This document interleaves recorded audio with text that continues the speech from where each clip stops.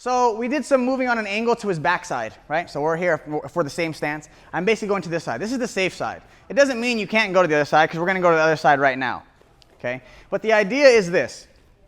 If his hands are up, whether it's on his face or whether he fights and his hands are right in front of him, there's hands that are in the way for me to get to him. I'm going to run into some parries. I might run into some blocks.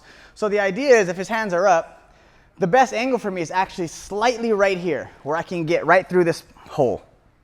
Over here, his hands are a little bit lined up, so it's hard for me to get through that hole. So if I come forward, it's also easy to defend because it's right in front of him. I want to attack from this angle. I know this comes from wrestling, right? If Jacob's going to take a shot on me, you talk about get in the tie him up, move him around. Once they step and they get that angle, then you take that shot. Because if you just shoot from open, it's very easy to defend. It's the same thing with punching. If I just try to punch from the outside, he can stop me very easily. In wrestling, I need to move, circle, and then shoot. Why? Because I need to get him to angle. But in more striking, I can't just be like, hey, hold on, come over right here and turn him, you know? I need to be able to move. But if I just move without throwing a strike, he'll see me move. So, instead of throwing, again, not everything is meant to be used as what you might think it is, right? If I have a screwdriver, right, a flathead screwdriver, maybe I use it not as a screwdriver. I actually just kind of dig it in. I use it to pry something. It's the same tool, but I'm using it for a different purpose. Yes? So what we're going to do now is we're going to do a little bit of Nate Diaz hook action. Okay?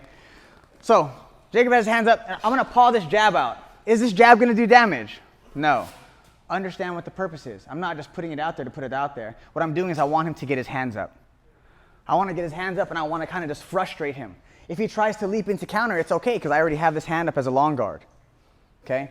The idea is I'm now going to paw my hook. Go ahead, take your regular stance. Okay? This is an adaptation from when my brother used to fight, and I think Jacob still does this too. He does this with the lead hand. To get this hand down, he'll do this.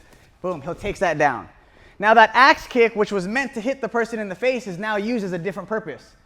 The axe kick is now used to take this hand down so you can land this cross.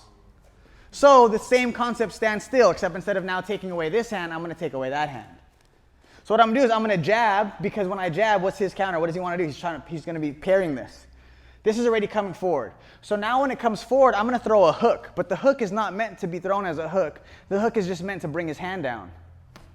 Here. This is my hook. It's a hinge. It's like I'm throwing a jab to the outside and I just bring it in. Here.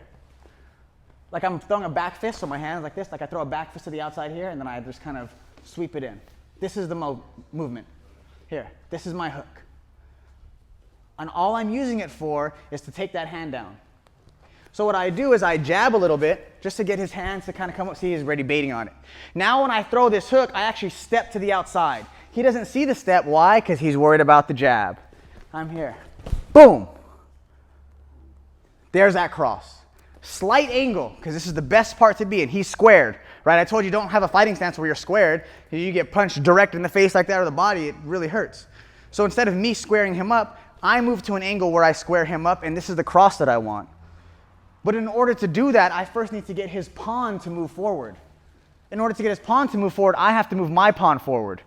I get him to match me. So you're going to move around, you're just going to kind of like fluttering jabs like this. Yeah, his hand's already starting to come out to paw. Once you feel it engaging, I'm basically just going to whip it around. This motion, here. That's all I'm doing. Little Diaz action. Okay? But now when I throw this hook, I step to the outside. I step to the outside. Why? Because I want this angle. And again, the foot drags. Because if I throw a punch and I'm like this, it's not a very strong punch. Or if it is a strong punch, I put everything in that, I can't move afterwards because I'm stuck in the ground.